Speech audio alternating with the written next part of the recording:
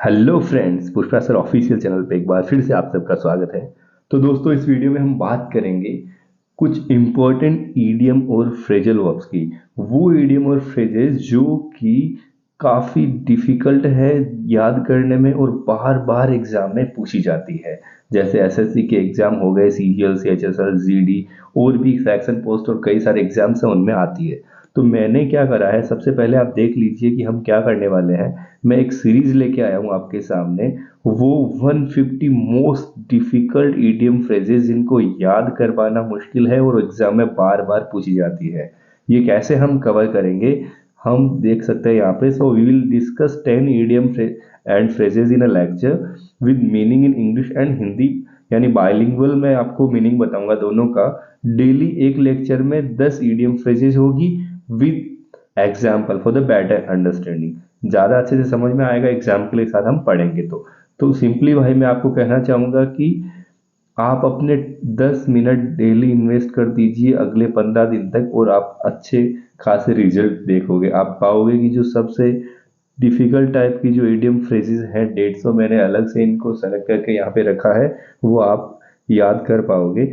और लास्ट में एक और बात मैं यहाँ पे स्टार्टिंग में आपको बता रहा हूँ यहाँ पे कि रिवीजन जो है ना भाई, वो इम्पोर्टेंट है। यानी मैं यहाँ पे आपको रेकमेंड कर रहा हूँ कि आप जब 3 लेक्चर मेरे देख लेते हैं, यानी लगभग 30 यानी 30 के अराउंड ईडियम फ्रेजेस देख लेते हैं, तो 3 दिन में एक बार आप रिवीजन सभी 3 वीडियो का जरूर करें। हार्डली 10 मिनट का एक वीडियो बनेगा। तो हम सबसे पहले चलते हैं, पहली हमारे आज की जो ईडियम रहेगी, देखते हैं पहली कौन सी है। ये देखिए, स्वीपिंग स्टेटमेंट। क्या मतलब है भाई स्वीपिंग स्टेटमेंट का? देखो, स्वीपिंग स्टेटमेंट का मतलब हो गया, यहाँ पे लिखा हुआ थॉटलेस स्टेटमेंट या जनरलाइजेशन।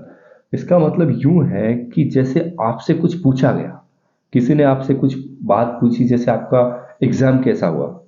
अब एग्जाम में यार कुछ चीजें डिफिकल्ट भी थी, कुछ इजी भी थी। आपने ओवरऑल कहा कि बस ठीक हुआ। कोई आपसे पूछे किसी भी कि कैसे हो, अब कई बार कुछ अप्स भी है, डाउन्स भी है, लेकिन आपने एक जनरलाइज स्टेटमेंट दे दिया कि ठीक हूं। मतलब आपने पूरा डेप्थ में नहीं बताया, लेकिन एक ऐसा स्टेटमेंट जो लगभग स्थिति को बयां कर पा रहा है। एग्जाम्पल देख सकते हैं, it is far too early to make sweeping statements about gene therapy. बोले तो हम जीन थेरेपी के बारे में मान लो कोई रिसर्च चल रही है, लेकिन उसका अभी कोई ऐसा व्यापक बयान, इसे हिंदी में हम कह सकते हैं व्यापक बयान, है ना। तो ऐसा कोई व्यापक बयान अभी देना, यहाँ लिख देता हूँ, ऐसा कोई व्यापक बयान यानी ऐसा कोई जनरल स्टेटमेंट फिलहाल हम नहीं दे पा रहे हैं जीन थेरेपी के बारे में, कि एक स्टेटमेंट से हम लगभग मोटा मोटी उसका आइडिया दे सकें। तो ये इस एग्जाम्पल के अंदर आप देख सकते हैं। स्वीपिंग स्टेटमेंट बोले तो कोई ऐसा एक सेंटेंस जिससे हम उसका मोटा मोटी बात का पूरा आइडिया लगा सके। ये काफी इंपॉर्टेंट है, कई बार पूछी गई है, लेकिन किसी भी तरह से रिलेट नहीं कर पाती है, तो हम समझ नहीं पाते इसको। अगला देखिए, फुल फाउल ऑफ। सोचिए क्या होगा फुल फाउल ऑफ। तो ये देखिए यहाँ पे, टू गेट इनटू ट्रबल और कन्फ्लिक्ट विथ, किसी परेशानी में फंस जाना। After living the school he fell foul of the law and spend time in jail. यानी स्कूल छोड़ने के बाद वो किसी समस्या में फंस गया। हो सकता है कोई कानूनी तौर पे ऐसा हो गया कि किसी नियम का उल्लंघन हो गया और उसने जेल में टाइम स्पेंड किया। तो फुल फाउल ऑफ, यहाँ पे इसकी सेकंड फॉर्म फॉल की यूज करी है, फेल। तो कोई भी समस्या में आप उलझ जाते हैं, उसको हम कहेंगे फुल फाउल ऑफ। ठीक है भाई, अगले हम चलते हैं। ये देखिए, टोकन स्ट्राइक बहुत ज़्यादा इंपॉर्टेंट है, इसको काफ़ी ज़्यादा इंपॉर्टेंट मार्क कर लीजिए। कई बार ये आया है और बच्चे कंफ्यूज भी हो जाते हैं। टोकन स्ट्राइक, टोकन स्ट्राइक का मतलब है कि कई बार क्या होता है, एक प्रॉपर जैसे 1 मंथ या 6 मंथ या के लिए कोई हम कुछ कोई डिपार्टमेंट या कुछ डिपार्टमेंट के लोग चाहते हैं कि हम कोई बड़ा ऐसा मतलब हड़ताल करने वाले हैं। उससे पहले वो एक छोटी सी हड़ताल करते हैं। बड़ी हड़ताल या 20 दिन की कोई हड़ताल करनी है, उससे पहले एक दिन की हड़ताल करके देखते हैं। तो एक short strike held is warning, warning के तौर पे कह देते हैं कि हमने जो आज हड़ताल करी है, ऐसी स्ट्राइक हम नेक्स्ट 2 मंथ्स के लिए, 1 मंथ के लिए, 20 डेज के लिए करने वाले हैं। तो उसे हम कहते हैं टोकन स्ट्राइक।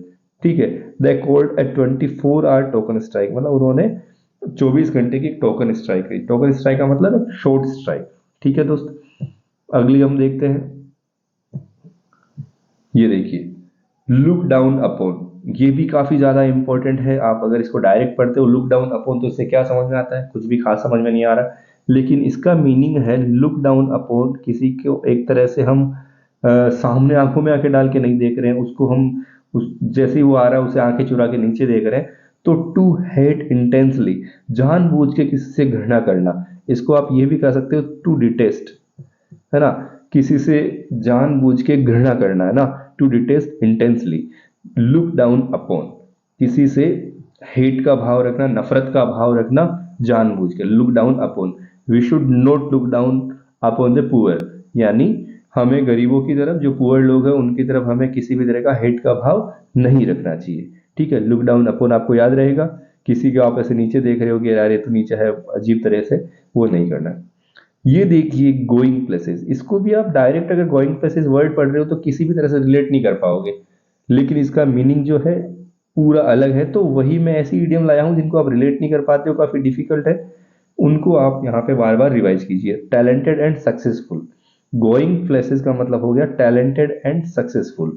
जो आदमी टैलेंटेड है, आप ऐसे याद कर सकते हो, टैलेंटेड है, सक्सेसफुल है, उसके पास काफी सारा पैसा होगा, तो अलग अलग प्लेसेस पे वो घूमता रहेगा। ठीक है भाई, you always new mister Kalam was going places, he was different. तो आपको समझ में आ रहा होगा कलाम साहब जो थे वो काफी ज्यादा टैलेंटेड थे, सक्सेसफुल पर्सन थे, इसीलिए वो अलग भी थे। ठीक है भाई, अगली हम चलते हैं ईडियम पे। रेस्ट ऑन लॉरेल्स, देखो यहाँ पे जो ये है वर्ड लॉरेल, अगर इसका मीनिंग भी आपको आ जाता है तो भी काम हो जाता है। इसका मतलब होता है अचीवमेंट, जितने भी आपके अचीवमेंट्स हैं, इसका मतलब होता है जितनी भी आपकी उपलब्धियां हैं उनका जो आपको एक अचीवमेंट, जैसे आपने कोई कंपटीशन जीता है तो वहां पे आपको उसके बाद में एक सर्टिफिकेट मिलता है, प्रशंसा पत्र जैसे आप कह सकते हैं, तो वो अचीवमेंट ही समझ लो। तो कोई आदमी रेस्ट ऑन लॉरेल अगर है, उसका मतलब है वो अपनी पुरानी उपलब्धियों पर ही टिका हुआ है, वो नया कुछ कर नहीं रहा है, वो सेटिस्फाइड है जो किया है उससे, कि अब तक मैंने इतना कर लिया है वो सारे। ये देखो, to be satisfied with the, to be satisfied with the achievement and not to make and effort to do anything else, satisfied and complex का उसका मन नहीं है, वो खुश है जो उसने किया है। तो अगर कोई हम कहेंगे रेस्ट ऑन लॉरेल्स, मतलब उसने जो भी किया है उसी के साथ वो सेटिस्फाइड है, कुछ नया नहीं कर रहा है। Just because you have got your degree doesn't mean you can rest on your laurels, मतलब तुमने डिग्री प्राप्त कर ली है, तुमने डिग्री पा ली है, इसका मतलब ये नहीं है कि तुम बस इसी एक उपलब्धि पे बैठे रहोगे, तुम्हें इसके अलावा जॉब या फिर कुछ ना कुछ काम भी करना पड़ेगा, इसका ये मतलब है। तो gate the sack, get the सेक का मतलब क्या होगा, यहाँ पे देखो एक और है ऐसी ही idiom, hit the sack, hit the sack, hit the sack. Get the सेक का मतलब पहले मैं बताता हूं, to be dismiss suddenly from the job, to be fired, laying off, ये सारे के सारे आप याद रखें। यहाँ पे मैंने दो इडियम और यूज करी है, to be fired and laying of.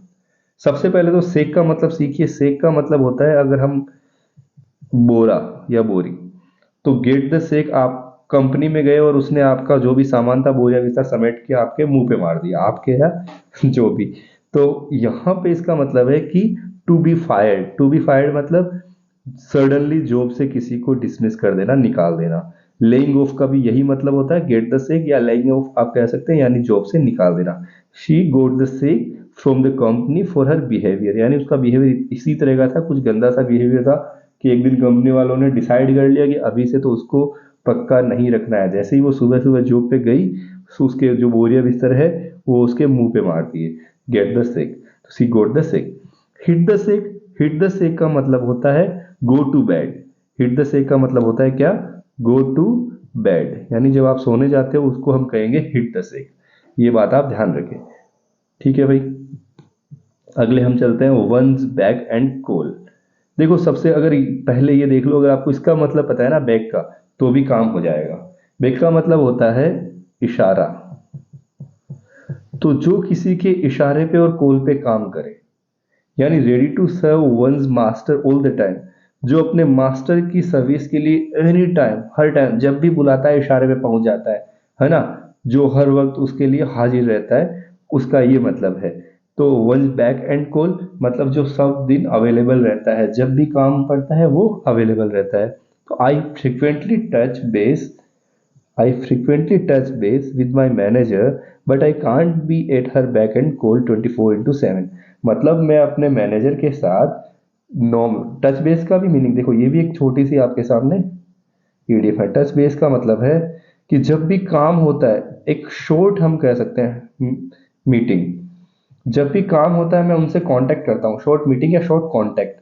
जब भी मैं काम होता है उनसे कांटेक्ट करता हूँ, लेकिन इसका ये मतलब नहीं है कि मैं उसके बैक एंड कॉल पे 24/7 रहूंगा, यानी उसके हर वक्त इशारे पे हर वक्त मैं हाजिर रहूंगा, इसका ये मतलब नहीं है। मैनेजर को जब काम होता है, ठीक है, मैं थोड़ी देर के लिए मीटिंग पे चला जाता हूँ। वंस बैक एंड कॉल यानी किसी के लिए हर वक्त अवेलेबल होना मास्टर की सर्विस के लिए। ठीक है भाई, ये देखिए sorry, to give the devil his due, काफी इंपॉर्टेंट है। To give the devil his due, give credit to what is good in a dislike person और इन एनिमी। देखिए कितनी इंपॉर्टेंट और कितनी सही चीज है। का कोई दुश्मन है या जिसको आप पसंद नहीं करें, वो भी अगर अच्छा काम करे तो उसके भी अच्छे काम की हम क्या करेंगे भाई, सराहना करेंगे, अप्रिशिएट करेंगे, उसके उसको काम को क्रेडिट देंगे। तो to give the devil his due, जो हमारे लिए एक तरह से डेविल जैसा है, उसके भी काम के हम ड्यूज दे रहे हैं, उसको भी उसका काम का क्रेडिट दे रहे हैं, इसका ये मतलब। I don't like what is the new management has done, but give the devil his due, sales has have improved. समझ लो भाई, जैसे न्यू मैनेजमेंट जो है क्या कर रहा है इस नहीं पता, या न्यू मैनेजर कह सकते हो, न्यू मैनेजर क्या कर रहा है नहीं पता। हो सकता है कि ज़्यादा पसंद नहीं आ रहा हो, जो न्यू मैनेजर कर रहा है उसको ज़्यादा पसंद नहीं आ रहा हो काम, लेकिन कुछ भी कहो उसका क्रेडिट उसे देना पड़ेगा। सेल्स तो इम्प्रूव हुआ है, जो आदमी को आप पसंद नहीं कर रहे उसकी भी तारीफ हम यहाँ पे कर रहे हैं, अगर वो अच्छा काम कर रहा है तो। यौमन सर्विस, ये काफी ज्यादा इंपॉर्टेंट है, कई बार पूछा गया है, ये भी याद रखें। यौमन सर्विस या यौमन वर्क दोनों लिखा आता है, और यहाँ पर भी कई बार अपोस्ट्रोफी आता है, कई बार नहीं आता, यानी डायरेक्ट ऐसा लिखा जाता है यौमन वर्क, और कई बार लिखा आता है यौमन सर्विस। ठीक है भाई, तो इसका मतलब होता है कि एक तरह से ये समझ लो सोशल वर्क, सोशल सर्विस है सोशल वर्क, यानी कोई आप बहुत अच्छा काम कर रहे हो, बहुत सारी मेहनत कर रहे हो किसी खास प्रोजेक्ट को पूरा करने के लिए। वो प्रोजेक्ट हो सकता है किसी के सपोर्ट के लिए हो, मतलब हो सकता है आप फंड रेज कर रहे हो, है ना, फंड रेज कर रहे हो ताकि हॉस्पिटल में इलाज करवा सकते हैं, किसी कुछ अनाथ लोग जो हैं उनको पढ़ाने के लिए आप फंड रेज कर रहे हो। तो इस तरह से आप कोई काफी हार्डवर्क कर रहे हो, लेकिन अच्छा काम कर रहे हो किसी खास पर्पज को पूरा करने के लिए। स्पेशली वो पर्पज होता है सोशल, जैसे they have done yeoman's work in raising money for the organisation. उन्होंने जो ऑर्गेनाइजेशन है उसके लिए जो फंड रेज करने के लिए यमन्स वर्क किया, तो इसका ये मतलब है। ठीक है भाई, तो ये काफी इंपॉर्टेंट आपके सामने ईडीएम फ्रेजेस थी। अगर आपको लेक्चर पसंद आया है तो भाई हमारे इस वीडियो को लाइक कर दीजिए। अगर आप चैनल पे पहली बार है तो आप चैनल को सब्सक्राइब कर ले, और ज़्यादा से दोस्तों के पास शेयर कर दे ताकि हमारी रीच थोड़ी सी बढ़ जाए। ठीक है भाई, फिर से मिलते हैं अगले लेक्चर में। ऐसे टोटल मैंने आपको बोल दिया है ईडीएम फ्रेजेस के टोटल 15 लेक्चर्स होंगे, और आपको हर 3 लेक्चर के बाद रिवाइज करना है। मिलते हैं अगले वीडियो में, तब तक के लिए टेक केयर, बाय बाय, हमेशा की तरह खुश रहें, खूबसूरत रहें। आपका अपना चैनल पुष्पा सर ऑफिशियल।